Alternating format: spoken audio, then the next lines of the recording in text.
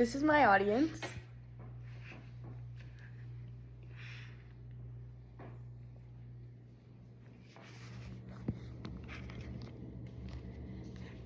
On November 5th, 1872, Susan B. Anthony went to a polling place in New York and voted in a presidential election.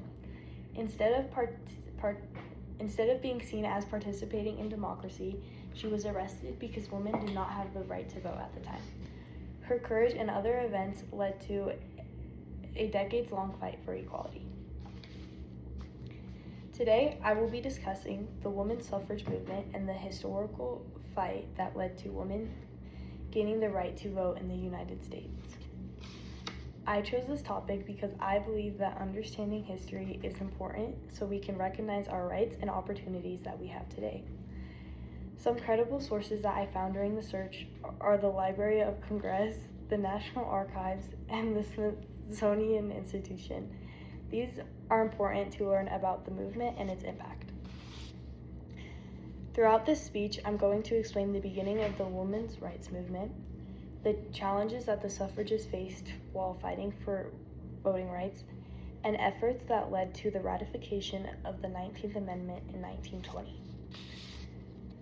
The women's suffrage movement began with women demanding rights and political representation. According to the Library of Congress, women's rights officially began with the Seneca Falls Convention in 1848, where Elizabeth Cady Stanton and Lucretia Mott organized the first women's rights convention in the United States. During this convention, they wrote the Declaration of Sentiments, which demanded equal rights, including the right to vote. At this time, women had very few legal rights. They could not vote, hold political office, or have equal control over their property after marriage. Even though many people laughed at the idea of women voting, thousands of women and supportive men joined the movement over the following decades. Although the movement began to grow, gaining support was far from easy. Women fighting for suffrage faced criticism, discrimination, and even imprisonment.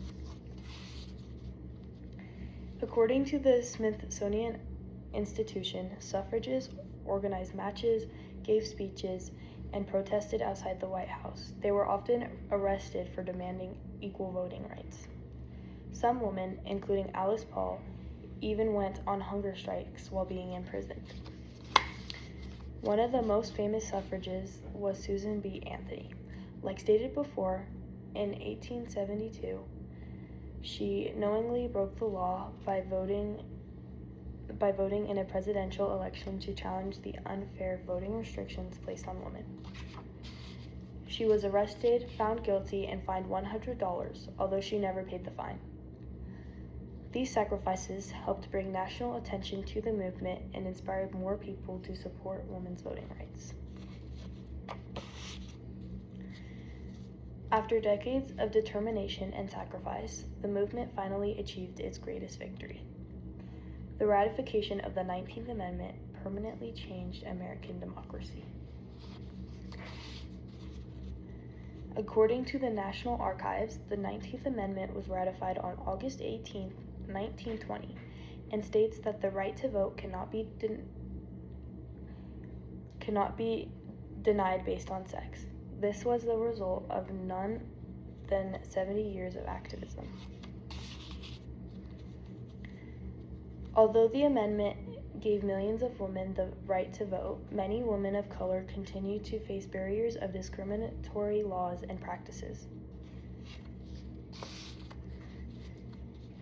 Even so, the suffrage movement inspired future civil rights movements and proved that determined citizens can create lasting political change.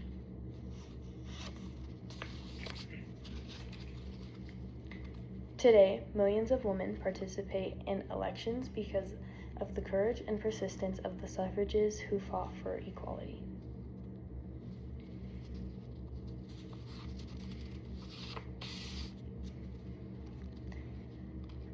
Today we looked at how the women's suffrage movement began at the Seneca Falls Convention and the obstacles and sacrifices suffragists faced, and how their efforts resulted in the passage of the 19th Amendment, forever changing American history. When we cast a ballot today, it is easy to forget that voting was once a right millions of women had to fight for. The women of the suffrage movement remind us that the meaningful change doesn't happen overnight. It happens because ordinary people have the courage to stand up for what they believe is right. And here's my audio.